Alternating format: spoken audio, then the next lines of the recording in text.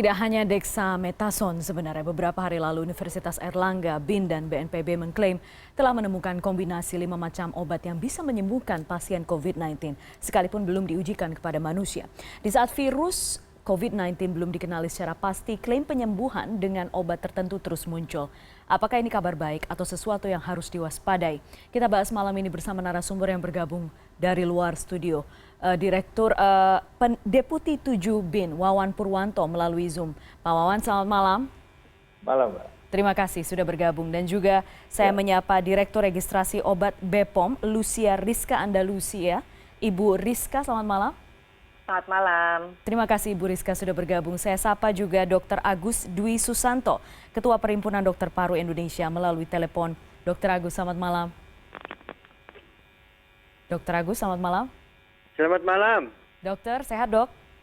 Alhamdulillah, sehat. Alhamdulillah, terima kasih dokter sudah menyempatkan waktu bergabung malam hari ini. Saya ke Pak Wawan dulu. Pak Wawan, ada klaim penemuan obat yang cukup menjadi kejutan ketika konferensi pers kemudian dilakukan beberapa hari lalu. Tapi sejauh ini perkembangannya seperti apa sampai kemudian mengeluarkan klaim kerjasama antara Universitas Airlangga, BIN, dan juga BNPB itu? Seberapa yakin sebenarnya bahwa itu memang betul bisa menyembuhkan COVID-19? Ya, kita lakukan kerjasama dengan berbagai pihak ya, termasuk salah satunya adalah Universitas Airlangga ini.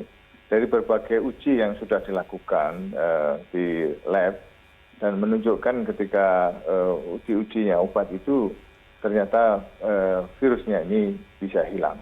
Itulah sebabnya maka kita terus lakukan pengembangan baik untuk waktu 24 jam, 48 jam, ataupun juga yang 72 jam.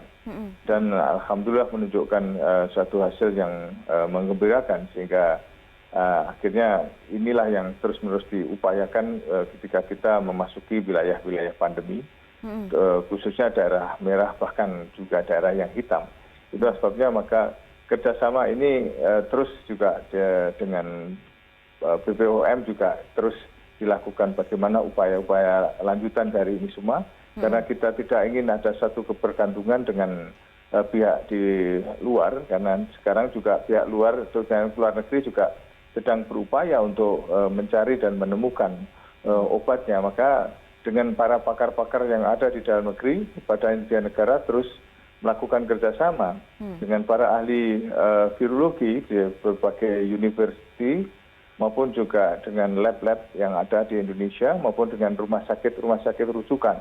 Dan ini semua adalah upaya maksimal kita untuk melindungi segenap bangsa dan seluruh tumpah darah Indonesia. Begitu. Pak Wawan, artinya sudah diujikan kepada pasien ya Pak Wawan? Atau belum? Selama ini yang sudah dilakukan seperti itu. Ada berapa pasien dan kemudian risikonya menurun berapa persen atau penyembuhannya menjadi dipercepat atau bagaimana?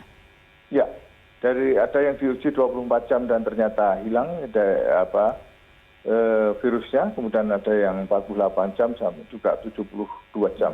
Dan ini menunjukkan hasil yang bagus dan secara faktual virusnya itu hilang sehingga akhirnya kita berani mendeklar ini sebagai sebuah langkah maju untuk bagaimana mengatasi COVID ke depan. Itulah yang kita lakukan. Anda mengatakan sudah bekerja sama menghubungi BPOM. Saat ini proses yang dilakukan dengan BPOM proses apa Pak Wawan? Ya, BPOM tentu uji lanjutan ya mengenai bagaimana obat itu bisa dijadikan rujukan ke depan. Karena ini kan BPOM tentu akan melakukan uji klinis dan selanjutnya bagaimana ke depannya BPOM yang akan memberikan satu legislasi lah gitu. Bu Rizka, sebenarnya prosesnya seperti apa untuk kemudian keluar registrasi obat sehingga bisa diproduksi secara massal? Kan itu prosesnya cukup panjang. Yang dilakukan BPOM seperti apa? Baik, terima kasih. Kami akan menyampaikan bagaimana suatu proses obat dari mulai dia dikembangkan sampai dia mendapatkan izin edar dan tentunya sampai dia dipasarkan ya, digunakan di masyarakat atau digunakan oleh dokter untuk mengobati pasien. Pertama-tama tentunya harus melalui suatu rangkaian proses penelitian, pengembangan, ya, pengujian seperti yang telah dilakukan oleh peneliti dari UNER tadi yang juga disampaikan oleh Pak Wawan.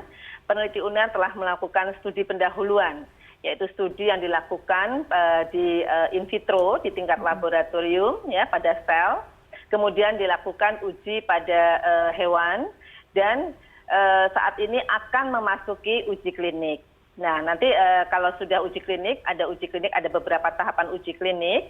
Dari uji klinik tersebut akan didapatkan data bahwa obat-obat tersebut mempunyai khasiat dan keamanan yang nantinya akan digunakan sebagai dasar dalam pemberian izin edar. Nah, dari mulai uji klinik ini, Badan POM sudah melakukan pendampingan, akan melakukan pendampingan terhadap semua peneliti, kemudian terhadap semua penemuan-penemuan obat, termasuk juga terhadap penemuan obat yang dilakukan oleh peneliti-peneliti di UNER ini. Nah, tujuannya tentunya untuk mendapatkan data yang firm, ya, yang pasti terhadap khasiat dan keamanannya, supaya nanti ketika digunakan itu dapat memberikan khasiat sesuai dengan yang diharapkan.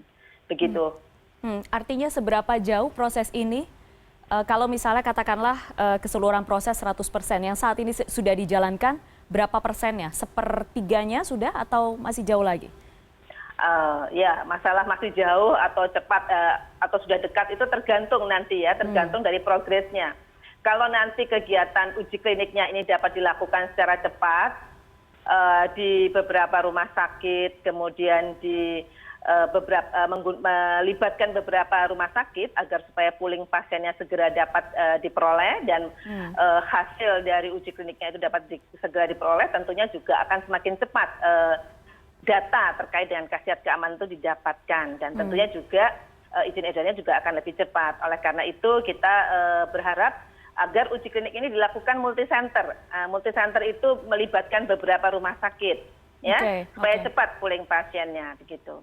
Baik. Saya ke Dokter Agus sekarang, Dokter. Kalau misalnya kita mendengar perkembangannya kan terus sampai sekarang ada soal dexamethasone dari Universitas Oxford, kemudian soal temuan racikan 5 macam obat dari Universitas Airlangga. Kalau dari kalangan dokter, spesialis paru terutama, yang betul-betul menangani pasien di lapangan, penemuan-penemuan seperti ini bagaimana disikapinya, Dok? Apakah kemudian setelah ada informasi, dexamethasone bisa kita coba, atau masih terus menunggu informasi yang lebih sahih ketika betul itu terbukti bahwa bisa mengurangi risiko COVID-19 semakin parah? Oke, terima kasih ya Mbak ya. Jadi kalau saya menanggapi, mestinya nggak bisa ditanggapi secara statement sama karena penemuan Oxford itu berbeda juga penemuan atau apa yang disampaikan oleh teman-teman kita di UNER ya. Nah, kalau untuk dexamethasone ya, saya komentar pertama tentang dexamethasone ya. Dexamethasone ini kan steroid yang fungsinya untuk menekan peradangan ya. Kalau dilihat di dalam panduan dari 5 organisasi profesi yang sudah di launching bulan April 2020 dan itu menjadi panduan tata laksana COVID sebagian besar rumah sakit di Indonesia. Di situ kita pun sudah bisa menggunakan steroid. Dalam hal ini kortikosteroid yang dipakai adalah hidrokortison ya. Jadi yang kita rekomendasikan pada saat itu adalah hidrokortison, tapi itu hanya pada kasus yang berat dan itu pun kasus-kasus yang harus dengan pengawasan khusus. Jadi memang steroid itu pada buku panduan tersebut sudah disebutkan dipakai dalam limited condition atau kondisi-kondisi yang terbatas. Ya. Nah, tentunya dengan temuan Oxford ini yang menyatakan dexamethasone memang cukup efektif pada kasus berat dengan ventilator dan dengan pasien-pasien yang membutuhkan oksigen, ini menjadi suatu kabar yang bagus tentunya bagi kami sebagai dokter spesialis. Pak Agus, Dokter Agus, mohon maaf saya potong. Kita sekarang jeda dulu karena sepertinya terjadi gangguan komunikasi, agak terganggu dengan dokter, agak terputus-putus. Nanti kita coba lagi setelah jeda. Kita sekarang jeda dulu, tetap di CNN Indonesia Newscast.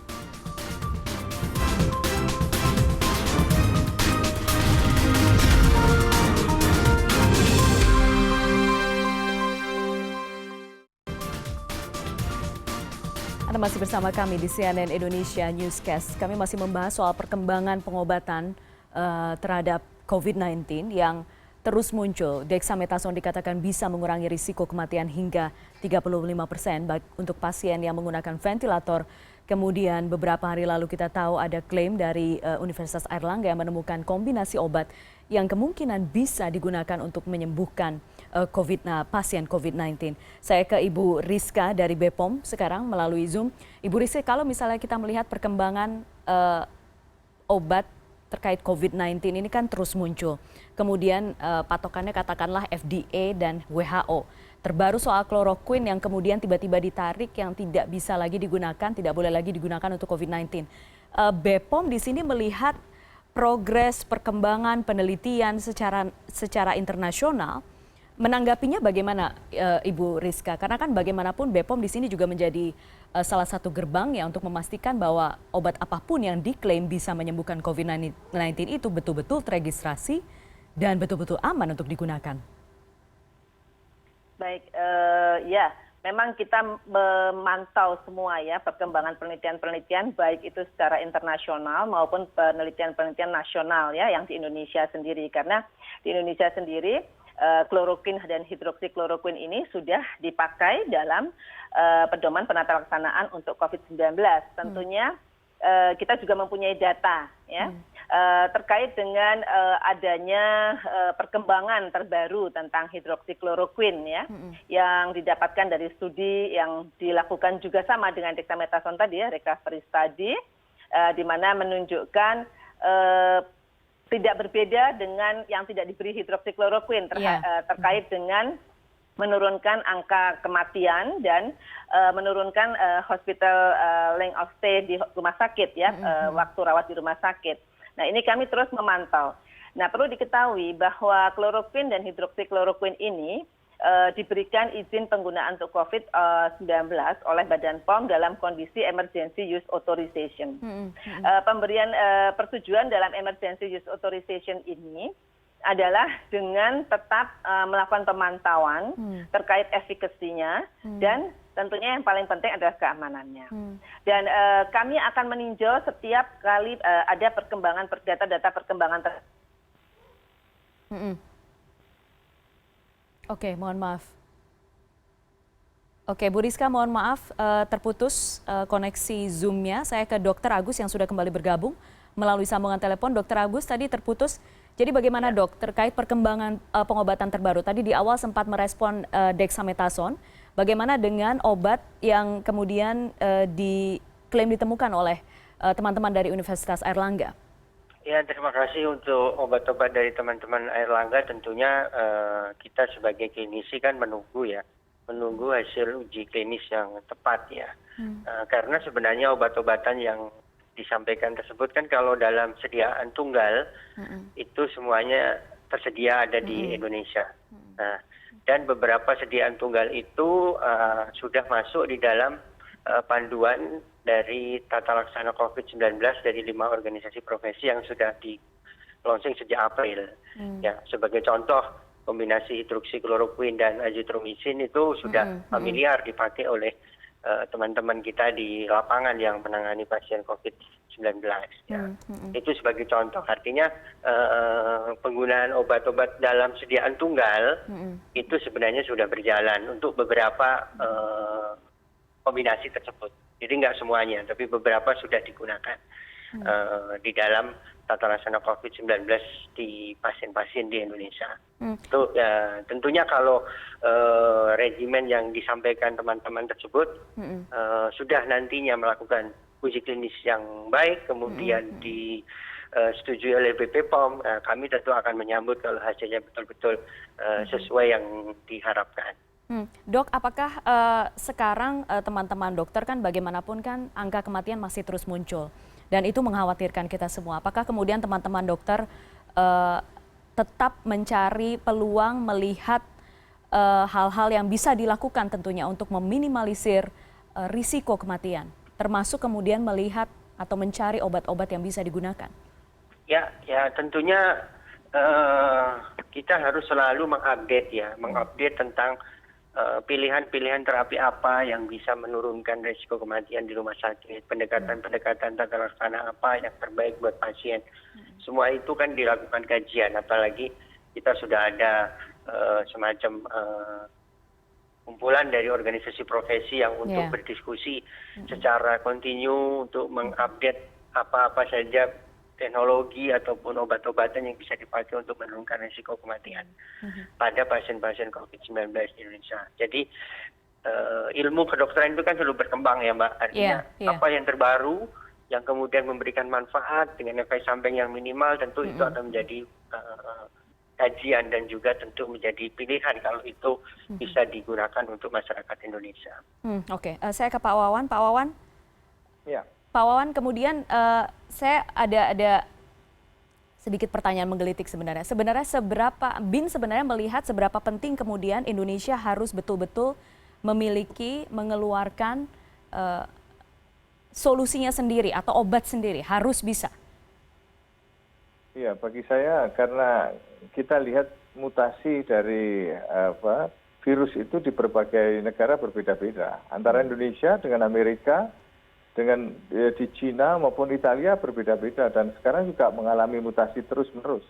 Oleh karenanya kalau misalnya uji klinis itu dilakukan sendiri oleh para pakar-pakar di kita yang kenyataannya juga banyak yang bersertifikasi internasional, itu lebih pas ketimbang dari misalnya dari luar negeri yang pada kenyataannya virusnya juga berbeda. Itulah sebabnya maka kita sekarang harus juga sudah mulai dengan percaya diri dari apa yang sudah kita lakukan supaya nanti tidak ada kebergantungan apalagi terus berbasis pikiran bisnis dan sebagainya. Kita tidak ingin seperti itu, tapi sebagai bangsa yang besar, bangsa yang jumlah penduduknya juga 267 juta, korbannya juga cukup signifikan. Karena dengan penemuan-penemuan ini maka kita akan lebih mandiri dan tidak ada satu khawatir ada permainan ataupun tuduhan-tuduhan minor terutama terkait masalah jual beli obat atau berbasis bisnis. Kita semua terutama Badan Intelijen Negara berkewajiban untuk menjaga keselamatan rakyat ini dan kita dengan bekerja sama dengan seluruh elemen bangsa sendiri yang kita pada kenyataannya sudah mumpuni, maka terus-menerus kita lakukan kerjasamanya. Dan sekarang dengan penuh keberanian kita sudah mendeklar ini bukan tanpa dasar dan kita sudah lakukan terus-menerus bekerjasama dari sejak awal ya, terutama munculnya pertama kali virus itu kemudian menyebar kita antisipasi dan kita lakukan kerjasama dengan berbagai rumah sakit rujukan, kemudian juga para lab yang eksis ada di Indonesia, kemudian juga dengan universitas-universitas yang sudah kita lakukan MOU dan pada kenyataannya memang Universitas Airlangga ini lebih cepat ya untuk bisa melakukan hal semacam itu dan sekarang terdeklar dan kita bertanggung jawab atas semuanya itu dan secara pribadi dan kelembagaan kita mengapresiasi apa yang sudah dilakukan oleh pakar kita sendiri dan sekarang tinggal terus-menerus dilakukan uji coba dan uji klinis dan makanya kita menggandeng BP POM ini untuk tetap melakukan kerjasama lanjutan untuk tetap menjaga dari efektivitas obat tersebut. Secepat apa kemudian uji klinis akan dilakukan kira-kira Pak Wawan? Bagi kami karena ini wilayah dari BPOM lebih cepat lebih baik dan menurut saya kita juga tidak ingin menunggu lama karena kita tidak ingin ada gelombang kedua. Ya syukur-syukur sebenarnya target lah di bulan Juli ini sudah landai dan menurun dan angkanya lebih bisa cepat kita lakukan upaya-upaya penekanan dan termasuk literasi publik supaya publik itu lebih disiplin di dalam menjaga diri dan menjaga sesuai protokol kesehatan. Begitu, Mbak. Oke, saya ke Bu Rizka. Bu Rizka? Ya. Ya, Bu Rizka tadi mohon maaf terpotong, tapi saya masih ingin menggali respon Anda soal perkembangan-perkembangan yang terjadi di dunia ini terkait penemuan-penemuan obat yang tentunya itu bagian dari hal yang diperhatikan oleh BPOM. Ya. Badan POM selalu merespon setiap, tadi sudah kami sampaikan ya, selalu merespon setiap pengembangan dan penemuan obat-obatan untuk pengobatan COVID ini. Tentunya kami juga berharap bahwa penemuan-penemuan obat itu dilakukan di Indonesia, ya, baik obat maupun vaksin, termasuk juga obat herbal. Tetapi untuk penemuan-penemuan di mancanegara kami juga tentunya harus mengikuti perkembangan tersebut, ya, karena bagaimanapun juga kita harus berlomba-lomba seperti yang disampaikan oleh Pak Wawan, ya, bahwa kita harus segera mencari apa pengobatan untuk COVID-19 ini. Nah, beberapa obat-obat yang juga sudah dirilis ya oleh peneliti-peneliti di luar, termasuk diantaranya pada awal-awal COVID ini terjadi pandemi COVID ini, ada hidroksikloroquine, kloroquine, ya, kemudian ada juga antibiotik azitromisin dan sebagainya. Itu penelitian-penelitian tersebut masih berjalan, bahwa sampai saat ini belum ada satupun obat yang di-approve atau dikatakan sebagai obat anti-COVID. Jadi semua masih berjalan dalam ranah uji klinik penelitian. Kemudian data-data itu selalu diupdate. Badan POM juga selalu mengupdate data-data yang ada dari penelitian-penelitian tersebut, baik itu penelitian internasional di luar negeri maupun penelitian-penelitian yang dilakukan di Indonesia. Nah, tadi sudah kami sampaikan bahwa dasar persetujuan Badan POM dalam memberikan izin edar atau persetujuan penggunaan itu tentunya harus berbasis pada data uji klinik. Karena kita perlu memastikan khasiat dan keamanannya ketika digunakan oleh manusia, pada manusia. Nah, itu yang kami lakukan, sehingga kami terus kalau untuk pengembangan obat di Indonesia, obat maupun vaksin, ya, Badan POM melakukan pendampingan terkait dengan uji kliniknya, kemudian juga dalam proses produksinya. Untuk penemuan-penemuan di luar negeri, Badan POM juga mengevaluasi data-data tersebut. Jadi kita tidak hanya mengikut saja, tapi kita juga mengevaluasi hasil studi klinik tersebut. Hasilnya bagaimana, begitu. Oke, baik. Kita sekarang jeda dulu. Bagaimanapun, sekecil apapun penemuan yang kemudian diungkapkan, itu adalah sebuah optimisme dan bagaimana menjaganya. Tentu ini harus ada kerjasama banyak pihak. Kita bahas itu setelah jeda. Tetap di CNN Indonesia Newscast.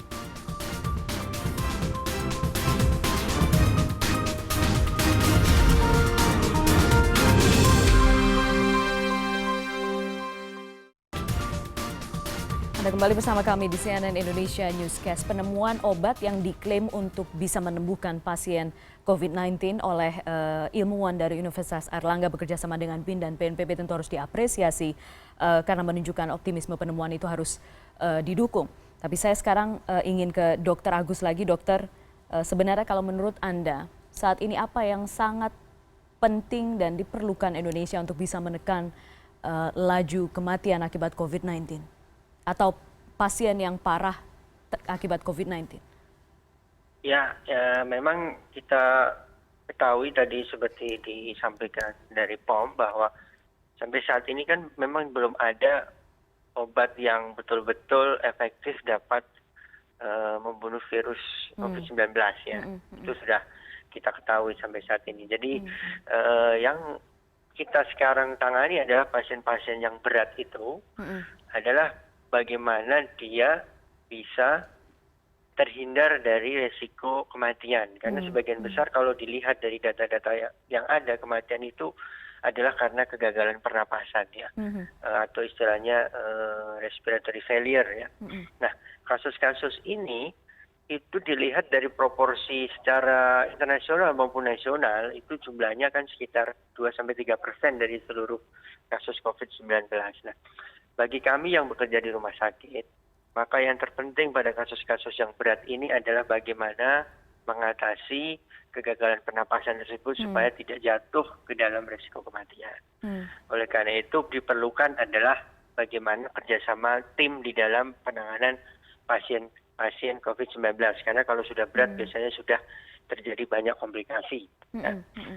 Jadi kita lebih banyak menangani bagaimana kasus itu komplikasi dari COVID-nya. Karena sebagian besar nanti meninggalnya itu adalah karena risiko akibat komplikasi yang muncul karena infeksi yang berat tersebut. Oleh karena itu pendekatannya adalah bagaimana multidisiplin tim itu harus menjadi fokus dari semua rumah sakit menangani pasien COVID-19 di rumah sakit. Yang kedua tentu pengembangan dari fasilitas, yaitu contohnya adalah alat-alat bantu pernapasan, kemudian oksigenasi flow tinggi ya, seperti high flow oxygenation. Kemudian juga tentu adalah obat-obatan. Obat-obatan ini kan beberapa obat-obatan yang pada kasus berat itu memang diperlukan. Nah, tentu temuan salah satunya dexamethasone yang sekarang sudah menjadi viral di dunia itu menjadi sebuah harapan buat kita. Kalau itu bisa betul-betul terbukti dan obatnya cukup murah, tentu ini menjadi pilihan yang baik untuk dapat menurunkan risiko kematian pada kasus yang berat. Nah, sedangkan untuk bicara antivirus, kita sudah tahu tidak ada antivirusnya yang sampai saat ini itu terbukti efektif. Sebagian besar obat-obatan adalah bagaimana menghambat perburukan atau komplikasi yang muncul. Saya rasa sih itu. Oke, baik. Dr. Agus Dwi Susanto, Perhimpunan Dokter Spesialis Paru Indonesia. Dokter, terima kasih banyak sudah bergabung malam hari ini ya, Dok. Sehat-sehat, Dokter. Selamat malam. Selamat malam. Saya ke Bu Rizka sekarang. Bu Rizka, bagaimanapun setiap perkembangan pasti kemudian diikuti dengan respon dari masyarakat. Terakhir, kalau misalnya Ibu melihat juga ketika kloroquine dibilang bisa menyembuhkan COVID, kemudian semua orang membeli kloroquine, menyetok kloroquine. Apa yang bisa Ibu sampaikan kepada masyarakat sekarang terkait dengan perkembangan yang terus muncul? Ya, baik. Ini penting sekali ya, Mbak. Terkait dengan pemberitaan-pemberitaan yang beredar ya, apakah itu kloroquine, hidroksikloroquine, ataupun dexamethasone yang baru-baru ini beredar beritanya dan seakan-akan membawa harapan baru untuk penyembuhan COVID ini. Nah, yang perlu kami sampaikan kepada masyarakat adalah kehati-hatian bahwa baik kloroquine, hidroksikloroquine maupun dexamethasone ini adalah obat keras ya. Terdaftar di Badan POM sebagai golongan obat keras ya. Sehingga penggunaannya harus sesuai dengan indikasi dan di bawah pengawasan dokter. Serta memperolehnya harus melalui resep dokter. Karena apa? Karena obat keras itu selain tentunya dia mempunyai efektivitas untuk mengobati penyakitnya, juga kita harus ingat akan efek samping serius yang mungkin timbul jika tidak digunakan secara tepat. Ya, kalau perlu memudahkannya bahwa obat keras itu ditandai dengan logo K pada lingkaran warna merah. Ya.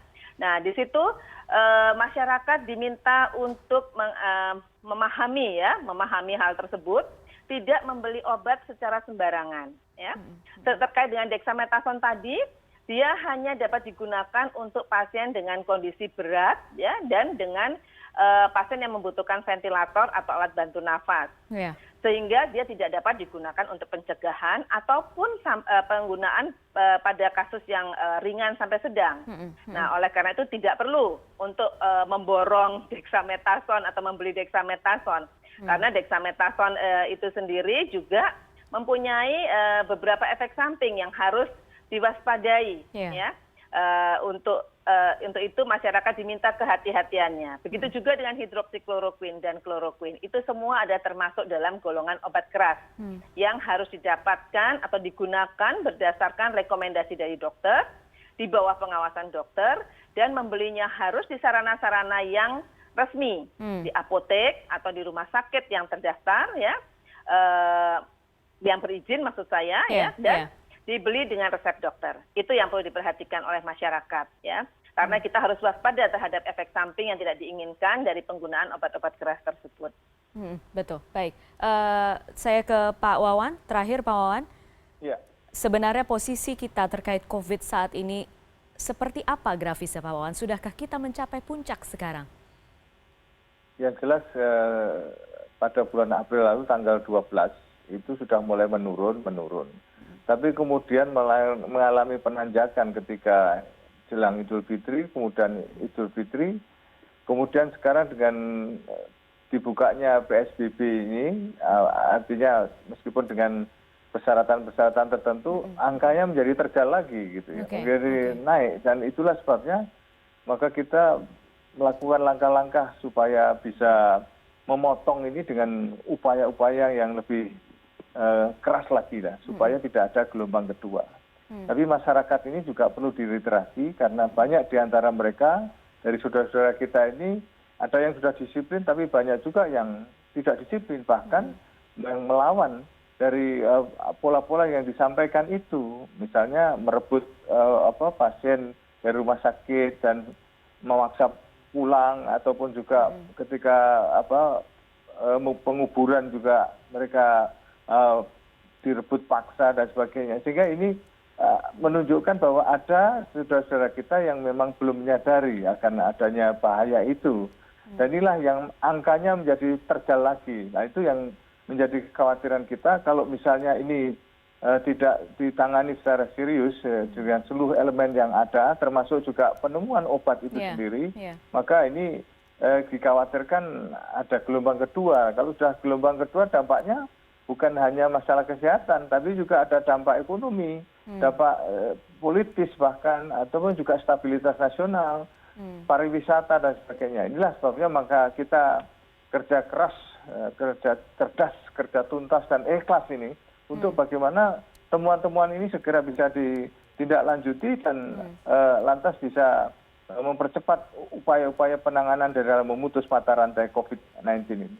Baik, Pak Wawan, kalau begitu kita tunggu semoga uji klinis bisa segera dilakukan dan semoga tidak ada bottleneck antar lembaga ini. Kita sudah awam sekali mengetahui kadang bottleneck di sini, di sana. Semoga itu tidak terjadi kali ini demi kemaslahatan kita semua. Pak Wawan, Deputi 7 BIN, terima kasih banyak. Ibu Rizka, Direktur Registrasi Obat BPOM, terima kasih banyak malam hari ini sudah bergabung di CNN Indonesia.